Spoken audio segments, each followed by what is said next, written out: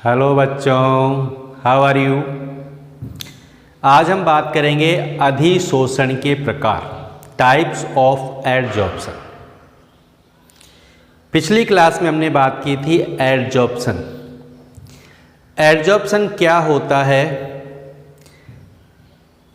विशोषण क्या होता है, अवशोषण क्या होता है। ठीक है, ये सारी बातें हमने देखी थी पिछली क्लास में। उसको हम एक बार रिवाइज कर लेते हैं तो आगे का टॉपिक हमें आसानी से समझ में आ जाएगा। देखो, अधिशोषण का मतलब क्या बताया था मैंने, किसी भी पदार्थ का ठोस या द्रव की सरफेस पर जमा होना। ठीक है, किसी भी पदार्थ का ठोस या लिक्विड, सॉलिड या लिक्विड की सरफेस पर क्या होना, जमा होना, क्या कहलाता है, एडजॉर्प्शन, अधिशोषण कहलाता है। जैसे ये कोई सरफेस है सॉलिड की, तो इस पर कोई भी गैस या कोई लिक्विड क्या हो जाए, जमा हो जाए, तो इसको क्या कहेंगे हम, अधिशोषण। जैसे ये अणु यहाँ पर आकर के जमा हो रहे हैं, ये अधिशोषण है, ये पढ़ा था हमने। एक होता है विशोषण। विशोषण क्या होता है, जो अधिशोषित पदार्थ है उसका वापस हट जाना, यानी ये पदार्थ जमा हुआ, इसका वापस क्या होना, हटना, क्या होता है, विशोषण होता है। इसको गर्म करेंगे तो इस पर अधिशोषित पदार्थ क्या हो जाता है, वापस हट जाता है। अवशोषण। अवशोषण क्या होता है, किसी पदार्थ का ठोस या द्रव में प्रवेश करके समान रूप से वितरित होना, यानी चारों तरफ चला जाना अंदर, इसको बोलते हैं बल्क। अंदर तो बल्क में चला जाता है, अंदर तक चला जाता है कोई भी पदार्थ, तो वो क्या होता है, अवशोषण। याद आ रहा है ना हमें।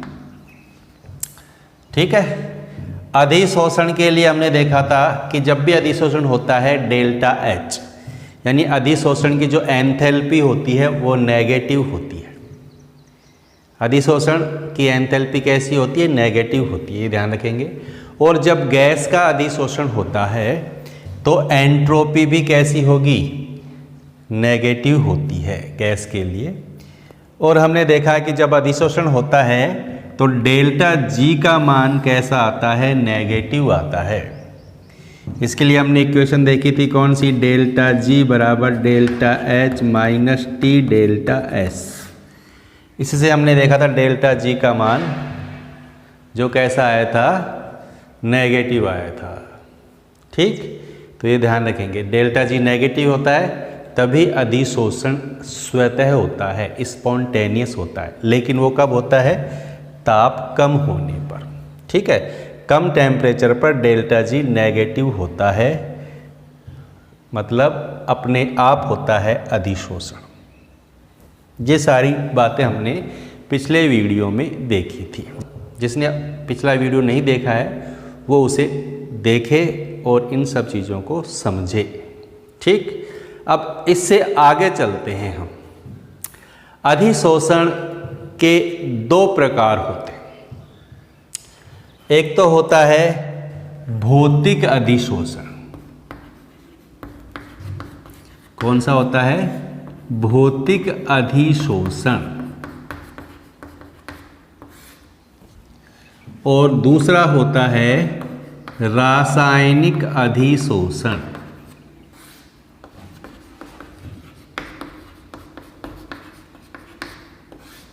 ठीक है, दो तरह के होते हैं अधिशोषण।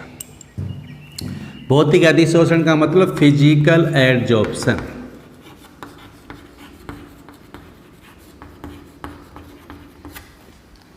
और रासायनिक अधिशोषण का मतलब केमिकल एडजॉर्प्शन। ठीक है, क्या होता है फिजिकल एडजॉर्प्शन और क्या होता है केमिकल एडजॉर्प्शन, समझेंगे ध्यान से, बिल्कुल सरल हैं। ठीक है, इनको तुलनात्मक रूप से देखेंगे हम तो समझ में भी जल्दी आएंगे और याद भी जल्दी हो जाएंगे। ठीक है, देखो भौतिक अधिशोषण में क्या होता है, भौतिक अधिशोषण में अधिशोष्य, दो चीजें बताई थी मैंने, एक तो अधिशोष्य और एक होता है अधिशोषक। अधिशोष्य और दूसरा क्या होता है, अधिशोषक। एडजॉर्बेट एंड एडजॉर्बेंट, ठीक है। तो अधिशोष्य जो है वो अधिशोषक की सरफेस पर क्या होता है, एडजॉर्ब होता है। अधिशोष्य अधिशोषक की सतह पर एडजॉर्ब होता है, अधिशोषित होता है। तो ये ध्यान रखेंगे। तो भौतिक अधिशोषण में क्या होता है, अधिशोष्य अधिशोषक की सतह पर जब एडजॉर्ब होता है, जमा होता है, तो दुर्बल वान डेर वाल बंध का निर्माण होता है। भौतिक अधिशोषण में अधिशोषक व अधिशोष्य के बीच दुर्बल वान डेर वाल बंध बनता है। कैसा बंध बनता है, दुर्बल वान डेर वाल बंध बनता है, ठीक है। अब वान डेर वाल बंध कोई भी हो सकता है, वो हाइड्रोजन बॉन्ड भी हो सकता है, वो डाइपोल डाइपोल अट्रैक्शन यानी द्विध्रुव आकर्षण भी हो सकता है, या वो लंदन बल भी हो सकता है, ठीक है। तो ये ध्यान रखेंगे। जैसे ये कोई सरफेस है, तो इस पर जब कोई गैस, किसी गैस का अधिशोषण होगा तो गैस के मॉलिक्यूल मान लेते हैं जी, गैस का मॉलिक्यूल को किससे लिख दिया मैंने, जी से। तो ये इसके साथ वीक फोर्स दुर्बल वान डेर वाल बॉन्ड, ये डॉट डॉट डॉट से दर्शा दिया मैं, ठीक है। इस तरह दुर्बल वान डेर वाल बॉन्ड बना लेंगे इसके साथ, ठीक, समझ में आ गई बात। तो इस तरह वीक बॉन्ड्स बन जाते हैं इसकी सरफेस पर। तो ये हो जाता है कौन सा फिजिकल एडजॉर्प्शन। ये सरफेस है, तो इस सरफेस पर हो गया physical adsorption. Clear. Chemical adsorption में क्या होता है, देखो यहाँ तो वीक बॉन्ड्स बन रहे हैं। केमिकल एडजॉर्प्शन में क्या होता है, रासायनिक अधिशोषण में क्या होता है, अधिशोषक व अधिशोष्य के बीच प्रबल रासायनिक बॉन्ड बनते हैं, ठीक है। अधिशोषक और अधिशोष्य के बीच कैसे बॉन्ड बनते हैं, प्रबल स्ट्रॉन्ग बॉन्ड बनते हैं। कोई भी मान लीजिए ये अधिशोषक की सतह मान लीजिए, ठीक है, तो इस पर स्ट्रॉन्ग बॉन्ड बनेगा। कोई भी गैस आएगी तो गैस के अणु इसके साथ स्ट्रॉन्ग बॉन्ड बनाएंगे, केमिकल बॉन्ड बनाएंगे इस तरह। तो केमिकल बॉन्ड बनते हैं, ठीक है। तो वो होता है कौन सा, केमिकल एडजॉर्प्शन। यहाँ प्रबल रासायनिक बंध बनते हैं,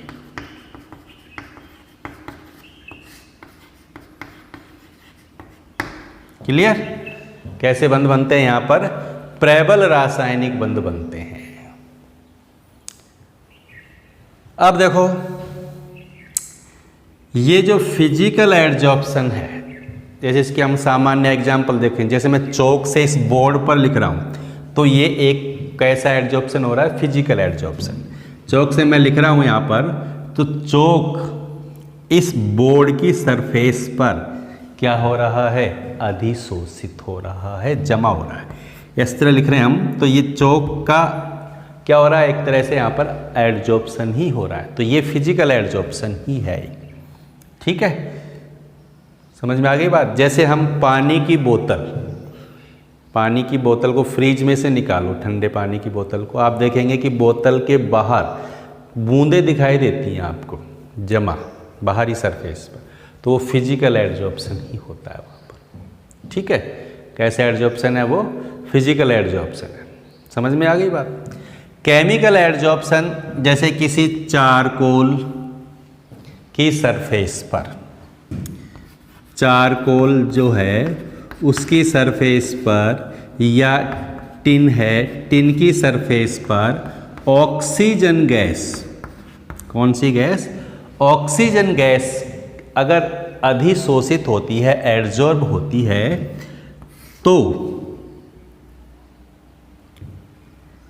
तो कौन सा एडजॉर्प्शन होता है, वो केमिकल एडजॉर्प्शन होता है। समझ गए। चारकोल की सरफेस पर ऑक्सीजन का कौन सा एडजॉर्प्शन होगा, केमिकल एडजॉर्प्शन होगा। टिन की सरफेस पर ऑक्सीजन का कौन सा एडजॉर्प्शन होगा, केमिकल एडजॉर्प्शन होगा। चारकोल का मतलब क्या है, कार्बन। तो चारकोल जब ऑक्सीजन का चारकोल की सरफेस पर एडजॉर्ब होता है तो किसका फॉर्मेशन हो जाता है, CO2 का फॉर्मेशन हो जाता है। इसी तरह टिन की सरफेस पर ऑक्सीजन का होता है तो टिन ऑक्साइड बन जाता है। क्या बन जाता है, टिन ऑक्साइड बन जाता है। समझ में आ गई बात। इसका मतलब क्या हुआ कि जब केमिकल एडजॉर्प्शन होगा तो रासायनिक बॉन्ड बनेंगे, और रासायनिक बॉन्ड बनेंगे इसका मतलब कोई नया पदार्थ बन जाएगा। ठीक है। अधिशोषक है चारकोल, अधिशोष्य है ऑक्सीजन। ऑक्सीजन इस पर अधिशोषित होता है तो एक नया प्रोडक्ट बन गया, नया पदार्थ बन गया। क्या बन गया, CO2। इसी तरह टिन पर जब ऑक्सीजन का एडजॉर्प्शन हो रहा है तो ये टिन नहीं रहेगा, फिर क्या बन गया, टिन ऑक्साइड हो गया, SnO2 हो गया। ठीक है। तो केमिकल एडजॉर्प्शन होने पर नए प्रोडक्ट का फॉर्मेशन हो जाता है, लेकिन फिजिकल एडजॉर्प्शन में ऐसा नहीं होता है। बोर्ड पर मैंने चौक चलाया तो ये बोर्ड ही रहेगा, क्या नया प्रोडक्ट बन गया यहाँ पर, नहीं। पानी की बोतल पर पानी की बूंदें जमा हो रही हैं, और ये भी ध्यान रखेंगे कि जो फिजिकल एडजॉर्प्शन है वो उत्क्रमणीय है। कैसा है, उत्क्रमणीय है। उत्क्रमणीय है कैसे, जैसे मैंने चौक से लिखा, वापस हटा दिया, फिर लिख दिया, वापस हटा दिया, फिर लिख दिया, वापस हटा दिया। अधिशोषक की सतह पर अधिशोषित हो गया तो उसको वापस हम क्या कर सकते हैं, रिमूव कर सकते हैं, विशोषित कर सकते हैं, हटा सकते हैं। हटा सकते नहीं हटा सकते। पानी की बोतल के चारों ओर पानी की बूंदें जमा है, अधिशोषण हो रहा है पानी की बूंदों का बोतल पर। उसको कुछ समय आप धूप में रख दो, सारी बूंदें गायब हो जाएंगी, हट गई। तो ये रिवर्सिबल होता है, उत्क्रमणीय होता है। कौन सा एडजॉर्प्शन, फिजिकल एडजॉर्प्शन। लेकिन केमिकल एडजॉर्प्शन जो होता है वो कैसा होता है, अनुत्क्रमणीय होता है। कैसा होता है ये, अनुत्क्रमणीय होता है। यानी यहाँ पर हम जैसे CO2, यहाँ पे चारकोल पर ऑक्सीजन का एडजॉर्प्शन हो गया। अब चारकोल से हम ऑक्सीजन को हटाएंगे तो ऑक्सीजन नहीं हटेगी, क्या बाहर निकलेगी, CO2, क्योंकि चारकोल ऑक्सीजन से रिएक्शन करके CO2 बना रहा है। अगर हम चारकोल से ऑक्सीजन को रिमूव करना चाहें तो ऑक्सीजन रिमूव नहीं होगी। ठीक है। इसी तरह टिन ऑक्साइड्स, टिन पर ऑक्सीजन का एडजॉर्प्शन हो गया, जैसे टिन पर ऑक्सीजन का एडजॉर्प्शन हो गया। अब हम ऑक्सीजन को वापस रिमूव करना चाहें तो ऑक्सीजन रिमूव नहीं होगी। क्यों, क्योंकि वो तो किस में कन्वर्ट हो गई, SnO2 में। फिर SnO2 निकलेगा, ऑक्सीजन नहीं निकलेगी। समझ में आ गई बात। तो फिजिकल एडजॉर्प्शन उत्क्रमणीय होता है, अधिशोष्य को वापस हम हटा सकते हैं, उसका विशोषण हो सकता है। लेकिन केमिकल एडजॉर्प्शन होने के बाद नया पदार्थ बनने से हम अधिशोष्य को वापस नहीं हटा सकते। फिजिकल एडजॉर्प्शन विशिष्ट नहीं होता है, विशिष्ट नहीं होता है, यानी स्पेसिफिक नहीं है। स्पेसिफिक नहीं है का मतलब, विशिष्ट नहीं होने का मतलब अधिशोषक पर किसी भी पदार्थ का फिजिकल एडजॉर्प्शन हो सकता है। ठीक है, किसी भी पदार्थ का एडजॉर्प्शन हो सकता है। किसी ठोस की बात करें तो किसी ठोस के ऊपर कोई भी गैस अधिशोषित हो सकती है। ये जरूर हो सकता है कि कोई कम मात्रा में अधिशोषित होगी, कोई ज़्यादा मात्रा में अधिशोषित होगी, लेकिन अधिशोषण सभी का होगा। फिजिकल एडजॉर्प्शन किसी भी पदार्थ का हो सकता है, किसी भी अधिशोषक की सतह पर। ठीक है, यानी ये विशिष्ट नहीं होता है, स्पेसिफिक नहीं होता है। लेकिन केमिकल जो एडजॉर्प्शन है ये विशिष्ट होता है। सभी पदार्थ केमिकल एडजॉर्प्शन नहीं करते हैं। ये कैसा होता है? विशिष्ट होता है, स्पेसिफिक होता है। जैसे चारकोल पर ऑक्सीजन का एडजॉर्प्शन हो गया, लेकिन चारकोल पर और किसी दूसरे गैस का एडजॉर्प्शन हो ये जरूरी नहीं है। ठीक है, टिन पर ऑक्सीजन का एडजॉर्प्शन हो गया, टिन पर और दूसरी गैस का भी एडजॉर्प्शन हो, ऐसा जरूरी नहीं है। ठीक है,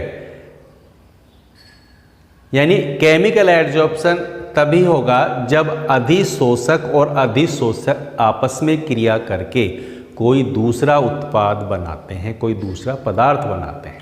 ठीक है ना, अधिशोषक और अधिशोषक के बीच अभिक्रिया होने से नया उत्पाद अगर बनता है तो होता है केमिकल एडजॉर्प्शन। उनके बीच में बॉन्डिंग होना जरूरी है, केमिकल बॉन्डिंग होगी तभी तो होगा ना केमिकल एडजॉर्प्शन। अगर उनके बीच में केमिकल बॉन्डिंग ही नहीं होगी तो केमिकल एडजॉर्प्शन भी नहीं होगा।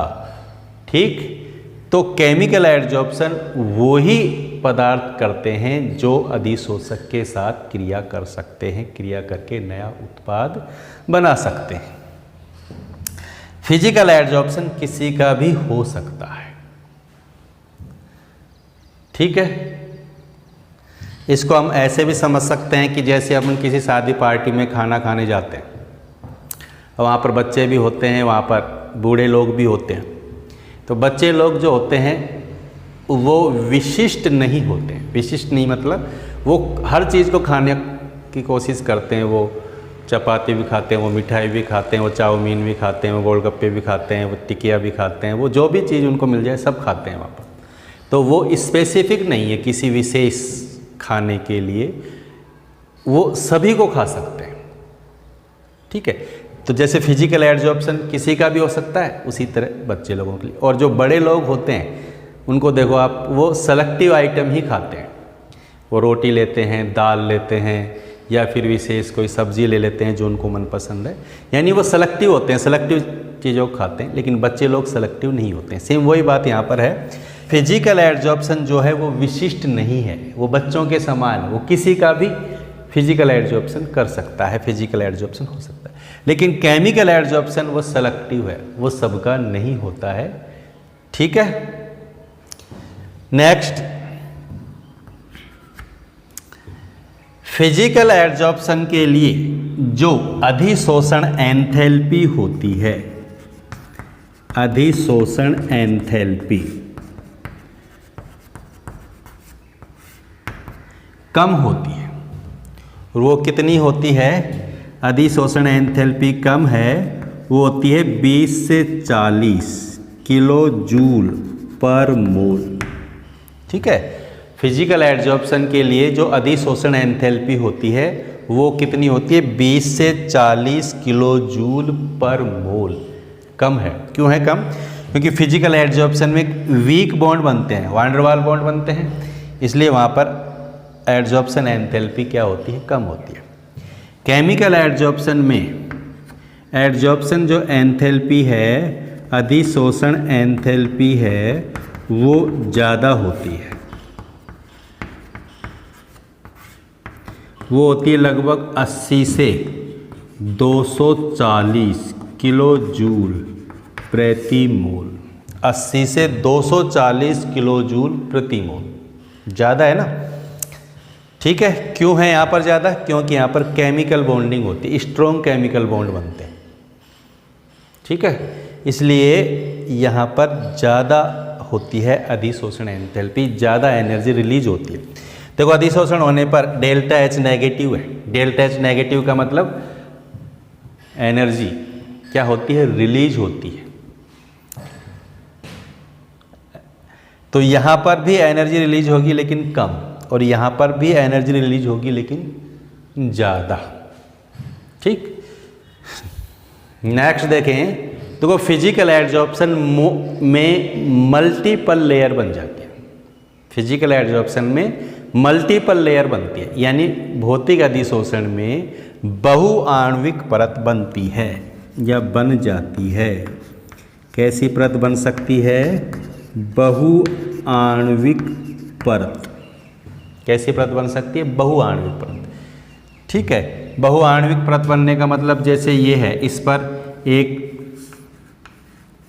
पदार्थ के अणु जमा हो गए, फिर इस लेयर के ऊपर दूसरी लेयर भी आ सकती है, इसके ऊपर दूसरा भी आ सकता है, ठीक है, इसके ऊपर भी आ सकता है, यानी मल्टीपल लेयर बनती है यहाँ पर। किसमें? फिजिकल एडजॉर्प्शन में अधिशोषक की सरफेस पर अधिशोष्य की एक परत आ गई, उसके ऊपर दूसरी परत भी आ सकती है, उसके ऊपर तीसरी परत भी आ सकती है, क्योंकि यहाँ पर वीक बॉन्ड बन रहे हैं। जबकि केमिकल एडजॉर्प्शन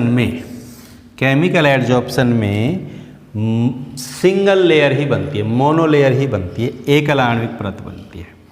कैसी परत बनती है इसमें? एकल आणविक, ठीक है। कैसी परत बनेगी? एकल आणविक परत। जैसे यहां पर एक ही परत आएगी,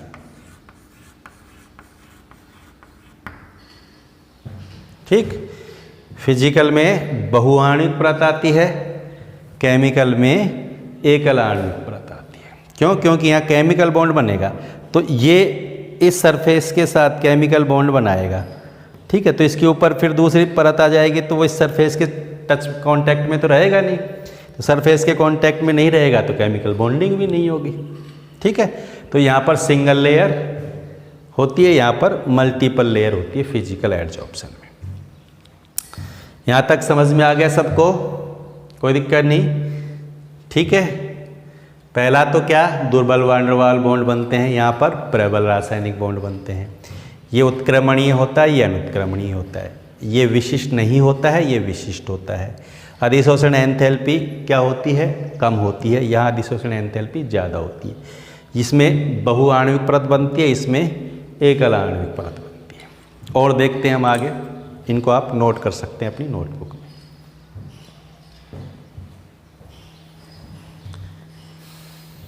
फिजिकल एडजॉर्प्शन जो है, इसमें एक्टिवेशन एनर्जी, सक्रियण ऊर्जा की आवश्यकता नहीं होती। सक्रियण ऊर्जा की आवश्यकता नहीं होती है किसमें? भौतिक अधिशोषण, क्योंकि यहाँ वीक बॉन्ड बनते हैं, वीक वान डेर वाल बॉन्ड बनते हैं, तो यहाँ सक्रियण ऊर्जा, एक्टिवेशन एनर्जी आवश्यक नहीं होती। लेकिन जो केमिकल एडजॉर्प्शन होता है, रासायनिक अधिशोषण होता है, यहाँ पर सक्रियण ऊर्जा की आवश्यकता होती है। यहाँ पर सक्रियण ऊर्जा की क्या होती है? आवश्यकता होती है। एक्टिवेशन एनर्जी चाहिए यहाँ पर। और यहाँ जो एक्टिवेशन एनर्जी है वो क्यों चाहिए? केमिकल बॉन्ड बनाने के लिए, क्योंकि यह केमिकल बॉन्डिंग होती है। और केमिकल बॉन्डिंग कब होगी? जब एक्टिवेशन एनर्जी होगी, सक्रियण ऊर्जा होगी, ठीक है। तो यहाँ सक्रियण ऊर्जा की आवश्यकता होती है, ध्यान रखेंगे। ताप की बात करते हैं तो भौतिक अधिशोषण कम ताप पर होता है। ताप को अगर बढ़ा देते हैं तो भौतिक अधिशोषण घट जाता है, ये ध्यान रखेंगे। ताप को बढ़ाएंगे तो भौतिक अधिशोषण में क्या आएगी? कमी आएगी। भौतिक अधिशोषण घटता है ताप में वृद्धि करने पर। भौतिक अधिशोषण ताप बढ़ाने पर क्या हो जाता है? घट जाता है। ये ध्यान रखेंगे। क्यों? हमने देखा था कि कम ताप पर क्या होता है? डेल्टा जी नेगेटिव होता है, इसलिए भौतिक अधिशोषण कम ताप पर होता है। भौतिक अधिशोषण के लिए डेल्टा जी की वैल्यू नेगेटिव होती है कम ताप पर। और ये जो केमिकल एडजॉर्प्शन होता है वो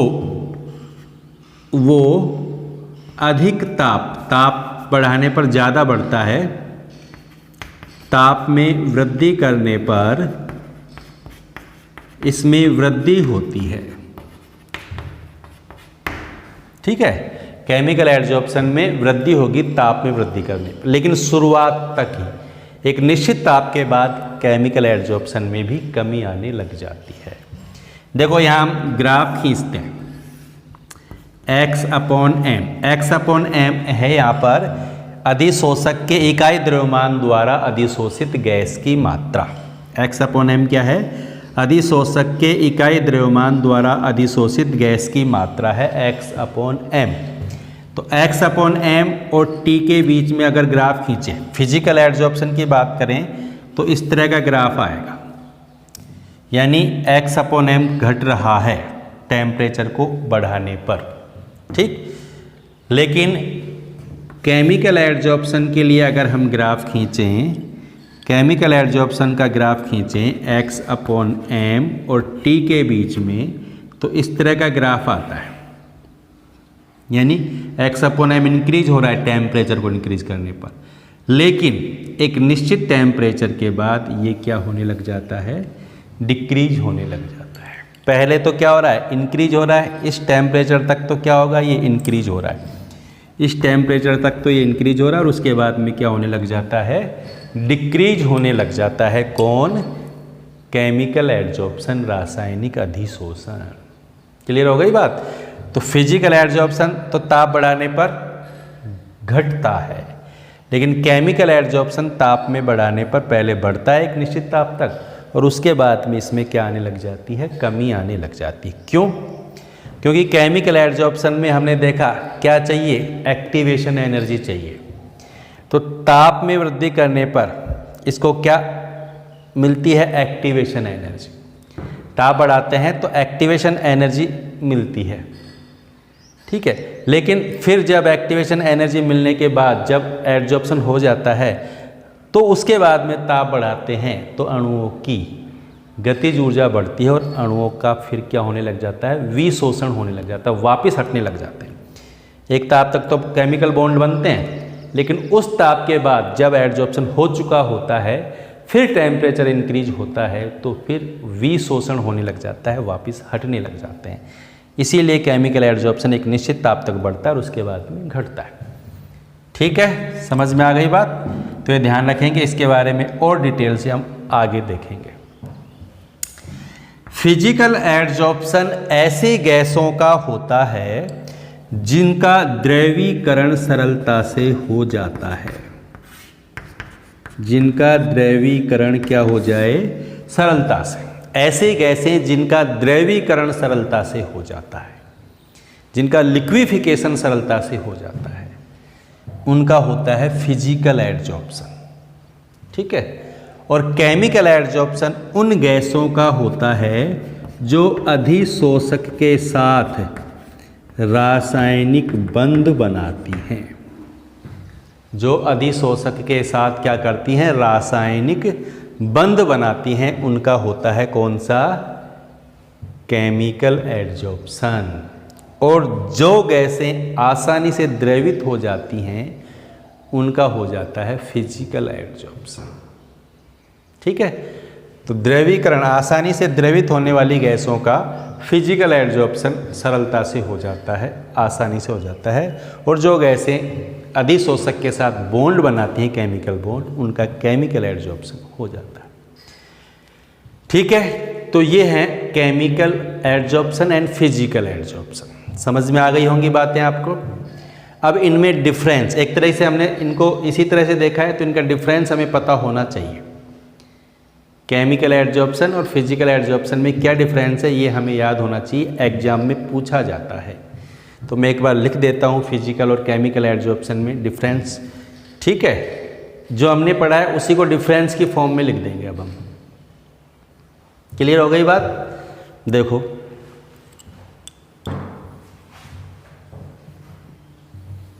डिफरेंस देखते हैं केमिकल और फिजिकल एडजॉर्प्शन। ध्यान से देखेंगे, जो अभी हमने जो इनके बारे में पढ़ा है उसी से हम इनका डिफरेंस लिख सकते हैं आसानी से, और ये इंपॉर्टेंट है एग्जाम के लिए, ध्यान रखेंगे। देखो, पहला तो हमने देखा इसमें क्या बनते हैं? वान डेर वाल बॉन्ड बनते हैं। यहाँ क्या बनते हैं? रासायनिक बंध बनते हैं, ठीक है। तो पहला डिफरेंस तो हो गया ये। दूसरा, ये विशिष्ट नहीं होता है, ठीक। और ये कैसा होता है? विशिष्ट होता है, ठीक है। तो दूसरा डिफरेंस हो गया ये। तीसरा, ये क्या होता है? उत्क्रमणीय, और ये कैसा होता है? अनुत्क्रमणीय, इरिवर्सिबल। ठीक है, ये रिवर्सिबल है, वो इरिवर्सिबल है। नेक्स्ट, अधिशोषण एंथैल्पी क्या होती है? कम।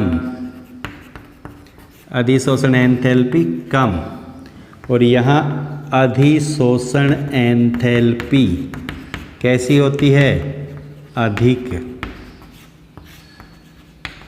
ठीक, यही होता है। यहाँ कितनी होती है? 80 से 240 किलो जूल पर मोल, जबकि यहाँ कितनी होती है? 20 से 40 किलो जूल पर मोल। नेक्स्ट, अधिशोषण जो है फिजिकल अधिशोषण, इसमें सक्रियण ऊर्जा आवश्यक नहीं होती। सक्रियण ऊर्जा की आवश्यकता नहीं है। यहाँ पर सक्रियण ऊर्जा आवश्यक है। सक्रियण ऊर्जा आवश्यक है। फिजिकल एड्सॉर्प्शन जो है इसमें कमी आती है ताप में वृद्धि करने पर। ताप में वृद्धि करने पर घटता है, और ये प्रारंभ में, शुरुआत में ताप में वृद्धि करने पर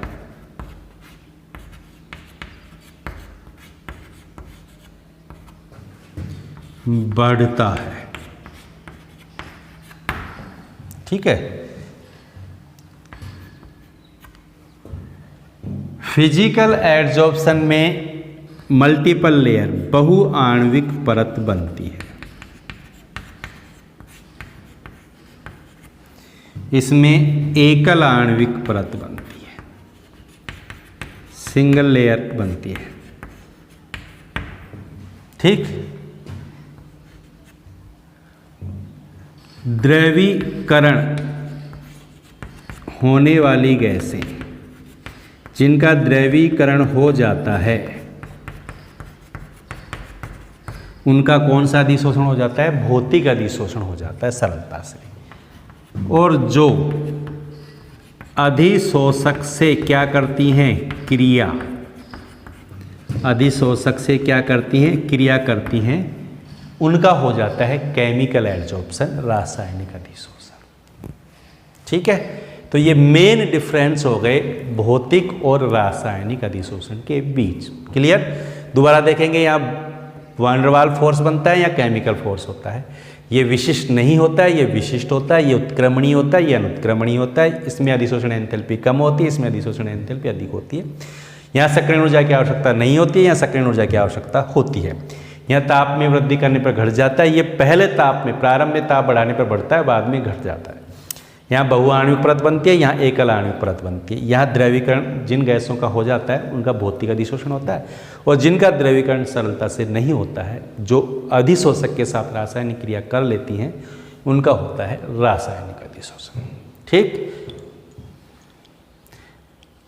समझ में आ गया? भौतिक और रासायनिक अधिशोषण। मैं उम्मीद करता हूं कि जो आज आपने पढ़ा है वो आपको बहुत अच्छी तरह से समझ में आ गया होगा। जिसने अभी भी चैनल को सब्सक्राइब नहीं किया है वो चैनल को सब्सक्राइब करें, शेयर करें, लाइक करें और लगातार पढ़ते रहें। वीडियो को नियमित रूप से देखते रहें। नियमित रूप से अगर आप वीडियो देखते हैं, पूरा वीडियो देखते हैं, तो वीडियो देखते समय ही आपको सारी चीज़ें याद हो जाएंगी और टॉपिक आपको बहुत सरल लगेगा। ठीक, इसको नोट कर सकते हैं अपनी नोटबुक में।